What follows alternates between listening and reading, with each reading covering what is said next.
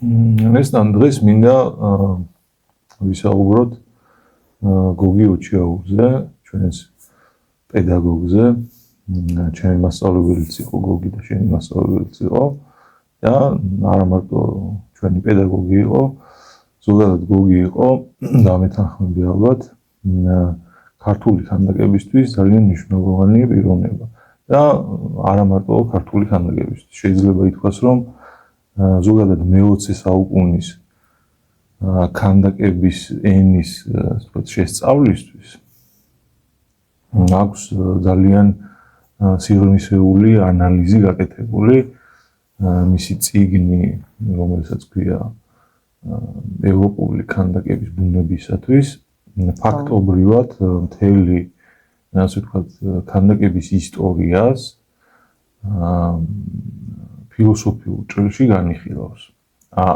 ფილოსოფიურ ჭრილში, იმიტომ რომ ეს არ არის უბრალოდ ხელოვნებაცოდნის დანახული, ასე ვთქვათ, რაღაცა პასაჟები. ეს არის ძალიან ვრცელი და ფაქტობრივად მთელი დარგის მომცველია ეს წიგნი. თვითონ წიგნი მცირე ზომის არის, მაგრამ მნიშვნელობით ძალიან დიდია. ხო და აი რაღაცნაირად ჩვენ გქონდა მაგის, ასე ვთქვათ, საშუალება, მოგვეცა მაგის საშუალება, რომ ამ კაცს პირადად ვიცნობდით და ვასწავლიდა ქანდაკებას. მე მინდა რაღაცნაირი თუ შევძელით ციკლი გავაკეთოთ იმ მნიშვნელოვან მხატვრებზე, რომლებიც მოღვაწეობდნენ საქართველოში და შესაძლოა მე ისეთი ციკლიც გავაკეთოთ, რომელიც საქართველოში მოღვაწეობას გაცდება და შეიძლება ხო სხვადასხვა მხატვრებსაც შეიძლება. კი. ხო და აი მე მაინტერესებს შენი შეხება გოგისთან, როგორი იყო, აი ესე პიროვნული იმით რომ დავიწყოთ რა, იმიტომ რომ რადგან ესეთი პირადი ურთიერთობა გქონდა, ალბათ უმჯობესი იქნება რომ ჯერ გავიხსენოთ მასთან ურთიერთობა პირადად ჩვენ როგორი გქონდა და როგორ დაიწყო ეს ყველაფერი და მე ნელ-ნელა შეიძლება სხვა მაზის გადავიდე. სიამოვნებით, ესე იგი ჩვენ დროს მე ჩავაბარე 95 წელს, ჩვენ დროს სხვა სისტემა იყო, ეხლა რო შევადროთ დღევანდელ დღეს. ბაკალავრს რასაც ეძახიან, ეხლა ჩვენ 6 წელი ვსწავლობდით მაშინ. და მერე იყო ასპირანტ სტაჟიორობა მაგისტრატურა, რასაც ეძახიან და ანუ 3 წელიწადი გავიარე ბატონ თემო ჭყონიასთან, უსაყვარლეს ადამიანთან, დიდ მოქანდაკესთან, ქართულ მოქანდაკესთან და მერე 3 წლის მერე ვიყოფოდით, იყო ბატონი გოგის სახელოსნო, ბატონი დავით მხეიძის სახელოსნო, გვინიაშვილი იყო თენგიზი ხო, ლევან, შემიშალა სახე. დათოთხო. ლევან მხეიძე ბოდიში იყო ღვინიაშვილის, თენგიზ ღვინიაშვილის. კიდე მიყდა ბერძენიშვილის. მერაბ ბერძენიშვილის. და მოკლედ 3 წლის მერე გადავედი ბატონ გოგისთან. ესეთი პერიოდი იყო ეს სამოქალაქო ომის და რაღაც ამის შემდეგ, მოკლედ აღარც გათბობა იყო, აღარც დენი იყო, არაფერი არ იყო და ბატონი გოგიც იშვიათად დადიოდა და მოკლედ პირადად მე ვიყავი აი მოწყურებული, აი სასწაული წყურული მქონა სწავლის, შემეცნების, ახლის გაგების და აი თან ხო ხსმენია ეხა რომ ვინ არის, როგორ არის, როგორ მუშაობს და აი ხო და გოგი, ბატონი გოგი იყო რაღაც აი ინკოგნიტო აი რაღაც სივრცეში რო ქმნი ადამიანს წარმოსახვით და აღმერთებ რა, ესეთი სიტუაცია იყო და კვირაში ერთხელ დადიოდა ისე, თვეში ერთხელ დადიოდა, ხო? შენ დროს უკვე კვირაში ერთხელ კვირაში ერთხელ დადიოდა, თან არც დადიოდა. კი. აღარ დადიოდა და იმიტომ რომ აი სიტუაციიდან გამომდინარე ძალიან ის სიტუაცია იყო, ხო? რა სწავლა რაღაცა ესეთი მძიმე სიტუაცია იყო და ძალიან იშვიათად დადიოდა მოკლედ. ბატონო მერაბ ცინცაბაძე ასისტენტი კი დადიოდა, მერაბს მიყავდა იქ აგვარებდა სწავლის პერიოდს, ანუ სახელოსნოს აქცევდა ყურადღებას და ბატონ გოგი ძალიან იშვიათად ხედავდით რა და ჩვენი ჯგუფი რო გადავიდა, ცოტა დიდი სავალი გამომდის, მაგრამ კი არა, საინტერესო. მივალ იმამდე. ხო და რო გადავიდით ბატონ გოგისთან, მოვინდომეთ ძალიან, რამდენი ვიყავით აღარც მახსოვს. ალბათ 1-5-6 სტუდენტი გადავედით. ხო, რო გადავედით, ხო. და დავდიოდით, მუშაობდით და სურვილი ქონდა რომ გვესწავლა და ამან განაპირობა რომ ბატონო გოგიმ დაიწყო ის სიარული, ხო. დაიწყო და კვირაში ერთხელ მახსოვს შემოვიდა და გაზეთს ამოიღებდა და თან გაზეთის ზიგდა გვაკვირდებოდა. თქვენი პირდაპირ არ შემოვიდა კონტაქტში, ხო. ხო, მეოთხე კურსზე ვიყავით, მეოთხე კურსელები, მეხუთე და დიპლომანტები. სახელოსნოში ესე არ ვიყავით და ყველას ვიცნობთ ეხლა რა. თქვენი თაობა იყო ვის გამოც შემდეგ ფაქტობრივად ესე გამოვიდა. მეორეთ რო დაბრუნდა ასე ვთქვათ აკადემიაში. ხო და თან რაღაცნაირი ისეთი რიდი, რაღაცა საოცარი რიდი გქონდა რა. ასაკის და ასაკიდან გამომდინარე და ბუმბერაზი ადამიანი იყო.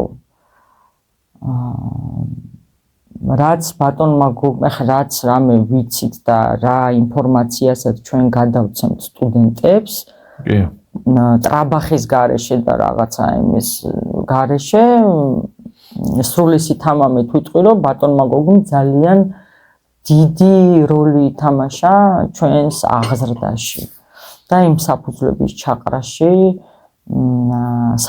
ჩაყრაში, რასაც მე ჩვენ ვანვითარებ და აზროვნებ და შენ თავთან რო რჩები მუშაობ და აგერ გადავცემთ ერთმანეთს და მუშაობთ. რა თემებზე ჩვენ მუშაობ და ვანვითარებთ. არანაირად არ უგულებელყოფ სხვა პედაგოგებს, იმიტომ რომ ხატვის პედაგოგებმა ჩვენ გვასწავლეთ მოქანდაკეები იყვნენ, ქალბატონი რუსიკო გაჩიჩილაძე, ეთერ კაკაბაძე, კიდევ ვინ გვასწავლიდა? გივი კასრაძეც იყო, ბევრი იყვნენ, მაგრამ მაინც მოქანდაკის აზროვნება ვიქნები სუბიექტური ძალიან სხვა როგორ თქვა სხვა განზომილებაში გადის რა იმი პირდაპირ მინდა ვთქვა სხვა რაღაცებს ეხები რა ალბათ ხატვის პედაგოგი ხშირად სასურველია ხოლმე მაგ დროს რომ მოქანდაკე იყოს ხო ყოველ შემთხვევაში რაღაც დონეზე რომ მოქანდაკესთან კონდეს კომუნიკაცია მაგ დროს ძალიან მნიშვნელოვანია აშკარად გონების აზროვნების რაღაცა სხვა ფუნქციებს თუ სხვა რაღაცა ჭრილს გაჩვენებს სხვანაირად ხედავს სხვა სამყაროს აზროვნების თვალსაზრისითაც სხვანაირად იწყებ აზროვნებას და ანუ ეს ტანდემი ბატონი გოგის საუბრები და მე ხატვაზე ხო ინტენსიურად ვქონა ყოველდღე ვხატავდით 6 წლის განმავლობაში 3 საათიდან 5 საათამდე ან საღამოს ჯგუფი ქონა 5-დან 7-მდე ვხატავდით ხოლმე ფიგურას ანუ ფიგურას ძერწავდით 10 საათიდან 12-მდე მე ქონდა ლექცია საიდან სად მოვედი და მე იყო ხატვა ანუ იყო აი ინტენსიური დოზით ორგანზომილებიანი ფორმატი იქნება თუ სამგანზომილებიანი მთელი დღე აი იწოვდი მასავით გუბკასავით ამ ინფორმაციას და იმყარებდი ამ ცოდნას არა მარტო თეორიულად ფიზიკურადაც ეხები მასალას და რეალურად იწყებ აზროვნებას რა და ვისწავლებს მასწავლებელი და პედაგოგი და ასე შემდეგ ანუ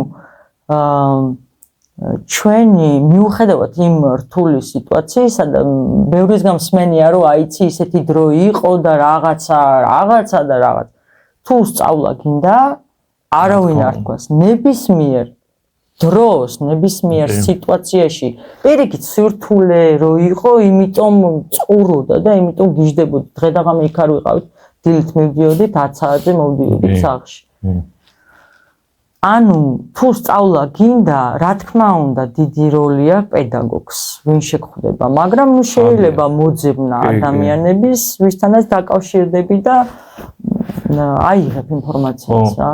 იცი, რადგან მაგას შეეხება, ალბათ ის კარგი იქნება შევადაროთ, ან აღუნიშნოთ, რომ ჩვენ დროს სწავლობთ, მაშინ თვითონ ყოფიერება იმდენად განსხვავებული იყო დღევანდელობიდან, რომ ისიც მნიშვნელოვანია, რომ ჩვენ ფაქტობრივად გასართობი საშუალებასაც და სწავლასაც ვაერთიანებდით ერთქმედებაში რა. ეხლა მაგალითად თვალთიგრი აღარ არის რა, იმიტომ რომ შესაძლებლობები ცოტა სხვანაირი გახდა და ასე ვთქვათ, სტუდენტები კი რა თქმა უნდა არიან მონდომებული სტუდენტები და მადლობა ომერს რომ მუშაობენ, მაგრამ მან ცნუნება დღეს მეტია.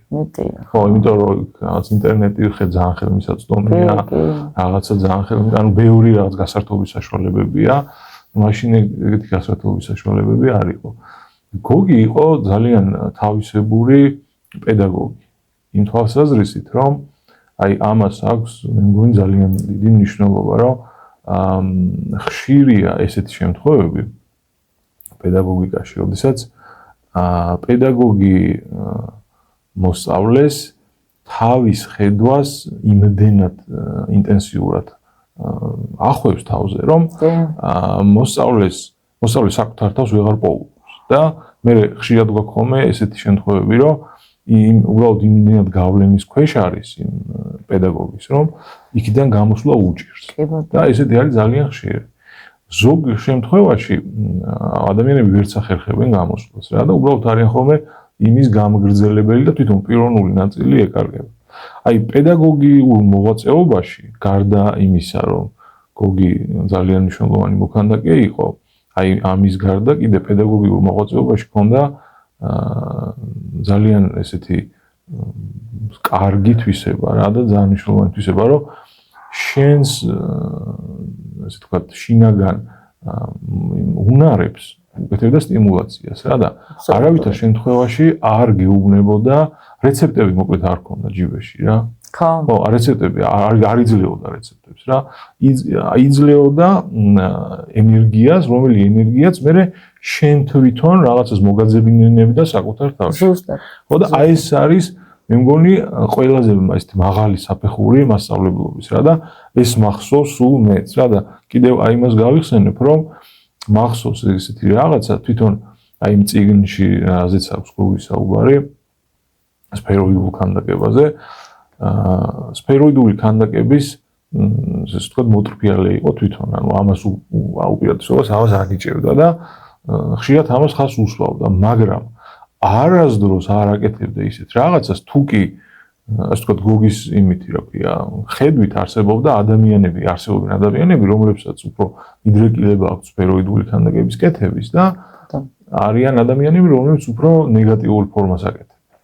და ვინც ნეგატიურ ფორმას აკეთებდა, იმას ჯერ ესეთი არც უშლიდა ამას და არც აკნინებდა. აკეზებდა პირიქით, რომ აი კარგად გამოგდის და საფუძველს უყიდა, რომ იმას თავი ეპოვა და თავისგან ეპოვა. ხო და მხატვრებზეც ასე უყურებდა მხატვრებს რა.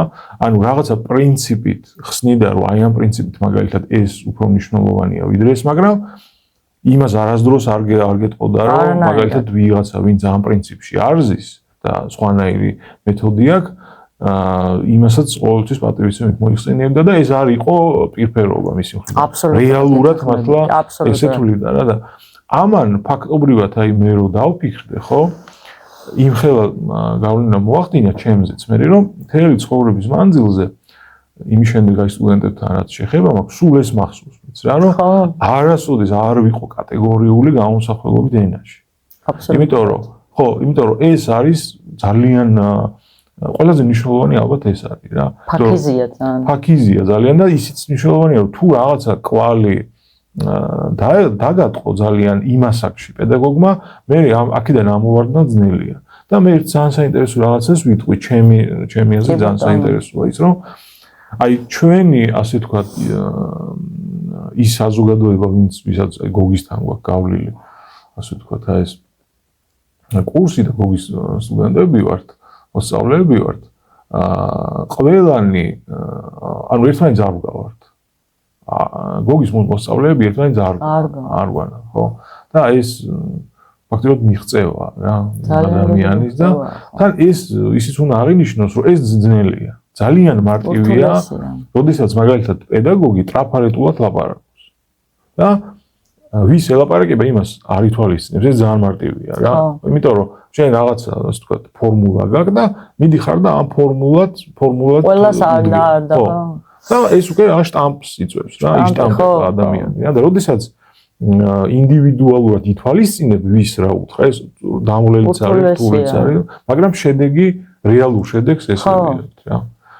აი ნესტან მოდი გადავიდეთ იმ ნაწილზე თვითონ როგორც მოქანდაკეზე და მის ნამუშევრებზე თქვათ ერთი-ორი სიტყვა გავიხსენოთ, აი თან მაყურებლისთვის საინტერესო იქნება ალბათ რომელი ქალაქში თუნდაც აი რომელი ქანდაკებები დგას გოგის გაკეთებული, რომ გავიხსენოთ და რაღაცნაირად შევეხოთ აი მათ მნიშვნელობას იმ სოციალიზმის პერიოდი იყო გოგი რომ ასე ვთქვათ აქტიური მოქანდაკე იყო და ძალიან ესეთი თამამი ნამუშევრები აქვს გაკეთებული იმ დროისთვის და ამაზე პრობლემებიც შეემთხვა გადაიტანა ძალიან ისეთი.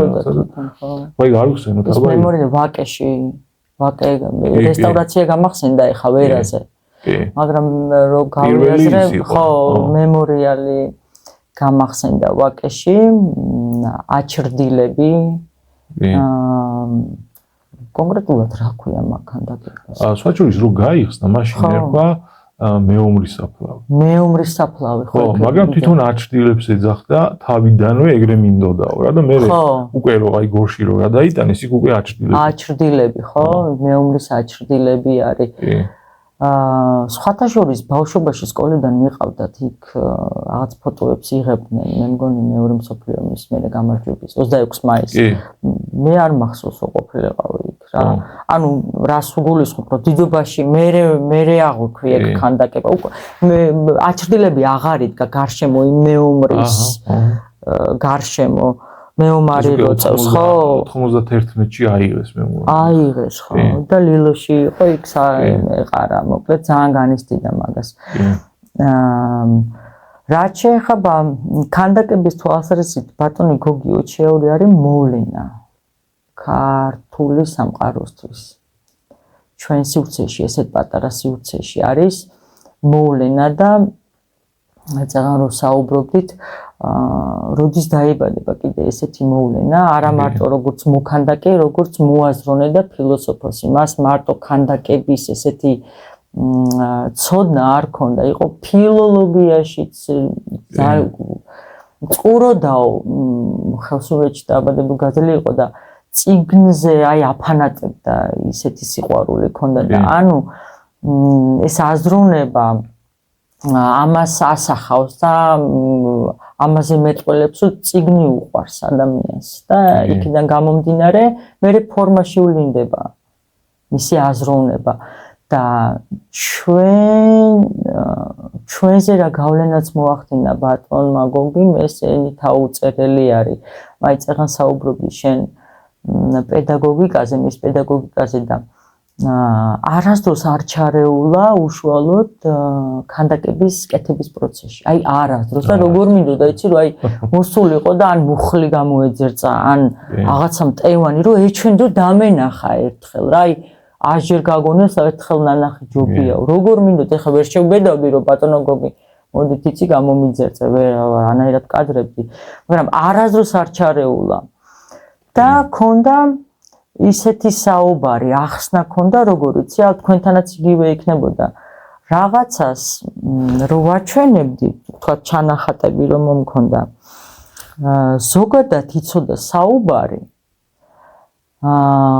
ოღონდ იმ მომენტში შეიძლება ვერ მევხვედრილიყავი და რო წავედოდა მე მოდიოდა ის ნაფიქრი და მისი ნააზრევი რა და მე ხვდებოდი ყოფილა წლების მერე ეს აი გადახვალ რაღაც მეხსიერებაში და ან ფორმას რო დაინახავ და რო ამოგიტივდება იმის ნათქვამი. მე ხვდები რა გითხრა რა. ხო, ის ტვინი ინახავს ინფორმაციას და აქტიურდება რაღაც მომენტში. ხო. ანუ სიტყვა მუშაობს, ძალიან მაგრა მუშაობს და ძალიან დიდი ზეგავლენა აქვს პედაგოგს. ზეგავლენა რას გულისხმობ, იცი? წეღანიმ შტამზე ვსაუბრობდით და ძალიან დიდი გავლენა შეგიძლია მოახდინო სტუდენტზე. ანუ დობა გაქვს. დობა აქვს სტუდენტ შენ მიმართ. თუ მოპოვებული გას ეს ნდობა და ანუ ლავირება შეგიძლია შენი სიტყვით და შენი მოქმედებით. ანუ ძალიან დიდი ძალა გაქვს რა, ესე უხეშად რო ვთქვათ რა. კი ბატონო. და ფაქიზი და საფრთხილოა მაგ თვალსაზრისით და აი ამ ცოდნას წეგან რასაც ვახსენებდით ძალიან აი ესეთ წვეთი ძალიან ფრთხილად იცოდა თქმა და ცდილობდა რომ აი ესე კონკრეტულად აი ძალიან ან რაღაც უნდა გაბრაზებულიყო ან ძალიან უნდა შეწუხებულიყო რა ეს უნდა ეთქვა რომ აი ესე არ არის და აქეთ გადმოდი აი პირდაპირ ეს რომ იშვიათად ხო ხო და დამეკარგა აზრი მოიცადა იმდენი რამის თქმა მინდა ეხა უცბად რომ რა იცოდა იცი კიდე ეხა მე რას გასწავლე შენ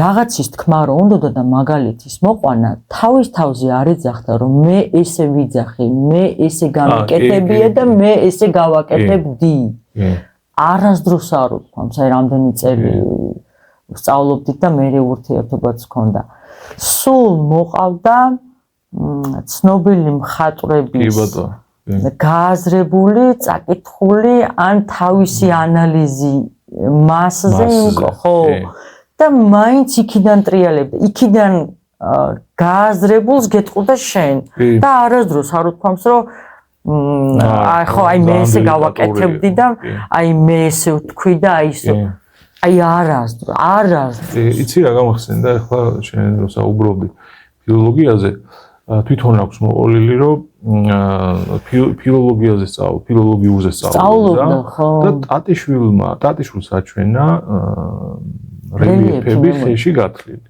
ხეში თლიდა რა. ნუ და მე რაღაც მერიდებოდაო თანო, მაგრამ მოყარა რა ხა რაღაც ვაკეთებდიო და ტატიშვილს აჩვენეო რაღაც და ისე მოეწონაო. ხო. და წამიყვანაო ნიკოლაძესთან. ნიკოლაძესთან წამიყვანაო და ეგეც საჩურის ძალიან საინტერესო პასაჟია რომ ესე იგი ნუ რა თქმა უნდა მე ნიკოლაძეც აღფრთოვანდა ეთყობა ამ რელიეფებით იმ დონეზე რომ ფაქტობრივად დაანებებინეს თავი ეთყობა ამ ორმა იმან ზერეკლემაც უთხრა ეთყობა ტატიშვილმა რომ წადი ჯობია აქ ამას მიხედო თუმცა თვითონ იზახდა იცინოდა ხოლმე რომ ძალიან კარგი მოსწავლე ვიყავიო ანუ ფილოლოგიას ძალიან კარგად ვსწავლობდი არწმუნებულია ეგრე კარგად იცოდა და ხო და ნიკოლაძესთან წავიდა და აი ეს არის ძალიან მნიშვნელოვანი რომ აღსანიშნავად რომ მაგ დროს აკადემიაში არის ორი სახელოსნო ქანდაკების ერთის ხელმძღვანელი არის ნიკოლაძე იაკობ ნიკოლაძე და მეორესი არის ნიკოლოზ კანდელაკი და ნიკოლოზ კანდელაკი მაშინ იყო უფრო მეტად ასე ვთქვათ რა ნაკლებად ტრენდული იყო რა იმიტომ რომ ეხლა იაკობი იყო საფრანგეთიდან ჩამოსული როდენის მოსწავლე და მოკლედ რა და ანისტი ესეთი ყველას ვარსკვლავი იყო რა კანდელაკი ნაკლებად იყო ეგეთი ხო და რატომღაც მე თვითონ გოგიმ აირჩია რომ სწავლა გაეგრძელებინა კანდელაკთან და მაშინ მე გავსვათ შორის რა თქმა უნდა რომ გადავდიოდიო კანდელაკთან ანუ გადავედიო ხო ყველა იყო გაუცებული იმიტომ რომ ასე ვთქვათ მომავალი და რაღაც ისე ყველა წარმოიდგინა რომ ნიკოლაძესთან უნდა ქონოდა ხო და ეს მე უკვე აი წლები რომ გავიდა და თვითონაც რომ ჩამოყალიბდა და ეს წიგნიც რომ დაწერა მე მანდ ჩანს რატომ გადავიდა თურმე კანდელაკთან რა და სხვა შორის უნდა ითქვას რომ ნიკოლოზ კანდელაკის აი ის ხედვა რა ხედვაც მე ასე ვთქვათ აი კარგად განათდა რა ან ცნობიერება მეგნაწილი კარგად განათა ეს ფაქტობრივად არის გოგის დამსახურება ის უნდა ითქვას რა მე აჩილს არ ვაყენებ ნიკოლოზ კანდელაკს რა თქმა უნდა ძალიან დიდი მოქანდაკე იყო მაგრამ ეგ თაობა მაინც იყო უფრო მეტად მკეთებელი, ვიდრე ნაკლებს იაზრებდნენ, დრო იყო ეთყობა ეგეთი და თან ყველაფერი ახლა ერთი კაც ყველაფერს ვერ იზავს და ხო რა თქმა უნდა. და სხვა შორის აქვს გოგის მოყოლილი, რომ ერთხელ მოვიდაო და გითხრაო, რომ ცისფერ გალერეიაში თუ სადღაც რომელიღაც გალერეაში არისო ძალიან კარგი ნახატებიო ჩამოტანილიო რა რუსეთიდან. და წადითო ნახეთო თქვენ რაღაცებს რო ჭღაბნითო რა. ნიკოლას კანდელაკმა გითხრაო ესე თან აი დაგვამუნათავა რაღაცებს რო თქვენ მოგწვალოთ და წადითო ნახეთო ნახატი როგორი უნდა იყოს და წავედითო რა. ხო და ნახეო აი ძალიან ცუდი ნახატებია. მართლა? კი. ხო და მოვედიო და მე ვეუბნებიო რომ რას ამბობო ანუ ეს რაღაც შეუტიო რა და მოკლედ კინაღამ ვიჩხუბეთო რა. ხო და მაგას იძახდა რომ თვითონ ესეთი ანუ გარკვეული კარგად ანუ ცნობიერის დონეზე აი არ ქონდაო ესე დაალაგებულიო რა. იმიტომ რომ თვითონ რო ხატავდა ძალიან კარგად ხატავდაო, ანუ სწორად ხატავდაო, მაგრამ შეიძლება და უცებ ისეთ რაღაცაზე ეთქვა რომ უიმე რა კაი ნახატია, რომელიც არ არისო კაი ნახატი. ხო და ეს სხვათაშორის, აი ხო დიფერენციაციას ვერ ახდენდაო რა ესე რა. ეს შეიძლება არის გოგის. ხო და რაღაცა ესეთი ძალიან გაპრიალებული, დავარცხნილი ნახატები იყო რა.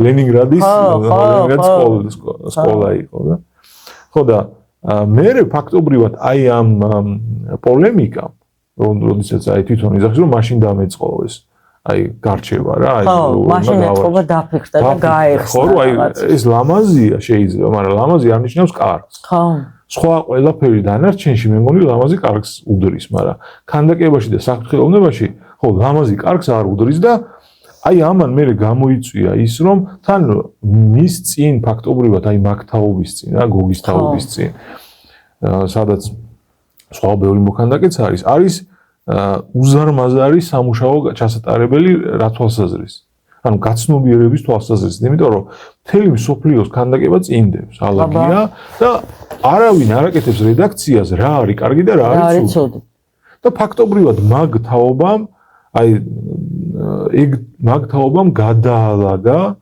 და გამოყო და დღეს ჩვენ რო ვიცით მაგალითად რა ვიძახით რომ ეს კაი ქანდაკებაა და ეს ნაკლებად კარგია და აი რაღაცა მაგალითად ბელვედერი ძალიან მაგარია მაგრამ ლაუკონი თლათ ეგეთი მაგარი არა ეს ყველაფერი მათი რედაქცია ზუსტად ხო აი გარდამტეხი აღმოჩნდა და ფაქტობრივად მაგ დროსაც იბადება ქართული ქანდაკება გოგი და გოგის აქვს აი ამაში ძალიან დიდი წვლილი აქვს ძალიან დიდი ფაქტობრივად გოგი გამოვიდა იაკობ კანდელაკის და იაკობ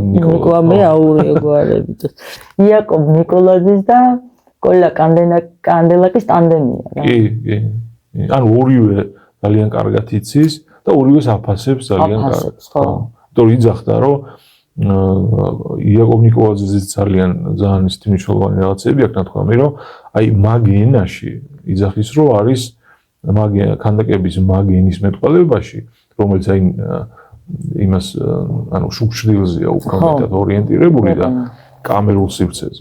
ხო აი ამაზე ამბობს რომ ეს არის აი ამის იქითკენ აღარ არსებობს რა ეს ახლა ჯაკომეტამდე მიდიხარ რა. კი, ხო. ჯაკომეტის გზა არის. კი. ხო და ხო ამბობს რომ ოსტატი იყო უმაღლესი ოსტატი ხო. და მაღალი ოსტატი იყო და მართლაც ეგრეა ახლა ჩვენ. რა თქმა უნდა. სხვა შორის როდესაც ის როდენის დამუშავებები ნახე ორიგინალში ხო? აი რაღაცნაირად მივხვდი რომ იაკობ ნიკოლაძის ასე ვთქვათ აი ეს შესაძლებლობა უნარების ხო არ ჩამორჩება არანაირად იგი ანუ ის არის ბოლომდე გაიაზრა და მიიღო ეგ სკოლა რა სკოლასაც ანუ როდენი ასწავლიდა კალეს მოქალაქეებმა სხვათაშორის დიდი შტატისტიკა მოახდინა ჩემზე იმითი ვერ აღიქვამ წიგნი რეპროდუქციით ის განცდა აი ეს განცდა ჩვენ რაზეც ვსაუბრობთ ამ ფორმის და შუქჭრდილის რაზეც თამაშობს ფაქტობრივად როდენი ეს არის აი ეს არის აი მაყურებელი და მოქანდაკე აი ეს მდგომარეობა არის და იმიდან წიგნიდან ამას ვერ გადმოსცემ. შეიძლება რაღაცა დოზით მოვიდეს, მაგრამ ამას ინფორმაცია უნდა შენ რო ეს წაიკითხო, რო აღიქვა ეს ფორმა. აბსოლუტურად. ეს პროფანულად ცოდნის გარეშე ვერ მოვა შენთან როდენი. კი, შეიძლება თქვა, უი, რა ლამაზი ქანდაკებაა, გიჟდებოდა გოგი, რა ლამაზი და რა გემოვნება. გემოვნებას იმაშებოდა კიდე. კი.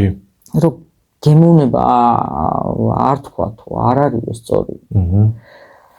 ხო და ძალიან დიდი წვლილი მიუძღვის იაკობ ნიკოლაძეს ძალიან ჩვენი ქართული ქანდაკების ჩამოყალიბებაში და ვიცი ამ ჩვენი მოქანდაკეების ვითაც ვამაყობთ ჩვენ დაიბადნენ რა დაბადება აღორძინებაა ჩვენი ჩვენი ხელოვნების ეგ ორი ადამიანი ვინც დაიწყო ასე თქვათ აი ხო ჩვენ ვიცროთ ვიც სამწუხარო და ესე ჩვენ ვიცით მარტო ხო სამწუხაროა ეგ რომ მარტო ჩვენ ვიცით იმიტომ რომ რატოა ეს სამწუხარო იმიტომ რომ ეს არ არის აი შეიძლება ითქვას რომ პროფესიული სწავლება ანუ აკადემიური საუნივერსიტეტო სწავლება არის 100 წლის ხო საქართველოს ქანდაკების ხელოვნების და შეიძლება ითქვას რომ გადაება ქართულ იდენტობას, ქართული ქანდაკება. ხო, ეგეთი ქართულ ქანდაკებას ვიძახით, ნახეთ ქართული ქანდაკება. ეგეთი რაღაცა სხვა შორის არ არსებობს ბევრი. ანუ ხელოვნების სხვადასხვა იმაში, რა ქვია, დარგში, რაღაცებში გვაქვს ლიტერატურაში ვართ მაგალითად ეგრე, რომ ფაქტობრივად ის გვაქვს რა, ძალიან მოუძებნეთ საკუთარი თავი ლიტერატურაში, თან უკვე 1000 წელზე მეტია ჩვენი ლიტერატურა არსებობს და აი ქანდაკებაც მიუხედავად იმისა, რომ ძალიან ცოტა ხანია, ხანდახან სხვა შორის ხშირად არის ხოლმე ეგრე, რომ ამას რო ვიძახი, ბევრს გონია, რომ რადგან მეც მოქანდაკე ვარ, რაღაცნაირად თითქოს ამიტომ ვამბობ ამას რა, მაგრამ მე რომ თუ დრო არის ხოლმე და შესაძლებლობა რომ აი აუხსნა რატო არის ესე, მე რაღაცნაირად სხვაებიც ბევრი მეთანხმება ხოლმე და ნამდვილად ესეა რა, რომ აი მაგალითად ერთი ეგეთი ის არსებობს ისტორია მეგონი მერაბმა მომიყვა რა ზუსტად არ მახსოვს სინცაბაძე უჩეტიჩის რაღაცა საიუბილე ყოფილა რა რუსეთში და სხვა მოქანდაკეები ეს საბჭოთა მოქანდაკეები იყვნენ შესულები და კოლე კანდელაკი ცოტა უხეში კაცი ყოფილა და თუმცა გაზდა რაღაცას აკრიტიკებს რა თან კრიტიკაც არის და კრიტიკაც ძალიან ცუდად იძახის თუმცა რაღაც ნამუშევარს რა და აჩერებენ ახლა რა რომ უხერხულია რაღაცა და მოესმა იმას უჩეტის რა ეს და გააჩერა ისინი რომ მაგას აქვს მაგის უფლება. ხო, მაგას აქვს მაგის უფლება, რომ ეგრე თქვას. იმიტომ რომ ეხლა რა ჩანს ამაში? ამას ჩანს ის რომ ანუ ამან იცის ამ უჩეტიჩმაც იცოდა რომ იმისგან რაღაცა ისეთი ცოდნის მიღება შეუძლია ინფორმაციის რომ ის ჭირდება პროფესიული განვითარებისთვის რა და რაღაცა უბრალოდ კინკლაობის გამო არ იძახის რა. რაღაცას ისეც იძახის რა. ხო და ეს ყველაფერი არის მე ეს ყველაფერი ტრანსფორმირდა იმაში რომ ქართული ქანდაკება ეს რაც არის ძალიან ისეთი ხელშესახებია და მნიშვნელოვანია რა. იცი რა არის ესთან მე არ მინდა რომ მაყურებელი დავღალო და მოდი ესეთი რაღაც ვქნათ რომ კიდე გავაგრძელოთ სხვა დროსაც ხო სხვა დროსაც აი ამ თემაზე საუბარი იმიტომ რომ ეს შეიძლება ეს როგორი რაღაცა იცი ინფორმაციულია ეს საუბარი და თან კიდევ რაღაცნაირი მე ვთვლი რომ საჭიროა იმ მხატვრებზე რაღაცა ინტერპრეტაციის შექმნა და რედაქციის გაკეთება რომლებიც უკვე წასულები არიან და ძალიან დიდი კვალი აქვთ რეალურად დატოვებული იმ ხალხზე რომელი ხალხიც ამ პროფესიებს აგრძელებდნენ რა და მე მგონი კარგი იქნება მომავალშიც თუ აგრძელებთ ამ მიმართულებით საუბარს. სიამოვნებით, იმიტომ რომ ჩემი აზრით საზოგადოებას უნდა მივაწოდოთ ეს ინფორმაცია, იმიტომ რომ ვიწროა ჩვენი სპეციფიკა, ჩვენი სფერო კი ახლა ტაძრებზე ჩვენი ბიჭები ტაძრებზე მუშაობენ და რელიეფებს აკეთებენ იქ მუშაობენ და ქვასთან აქვს შეხება და ქანდაკებას აკეთებენ მაგრამ ნუ რელიეფური თვალსაზრისით გორელიეფი და ბარელიეფი და ჩვენ სივრცეში ვეტრიალებს ეს ინფორმაცია და ძალიან კარგი იქნება რომ ფართო საზოგადოებისთვისაც გაიხსნება და ჩვენი მხრიდან ავხსნით ამას და ჩვენი გადმოსახედიდან ამას დავანახოთ რომ მეტი ინფორმაცია მივაწოდოთ. უფრო საინტერესო გახდეს მათთვის. მადლობა რომ საინტერესო ისაუბრე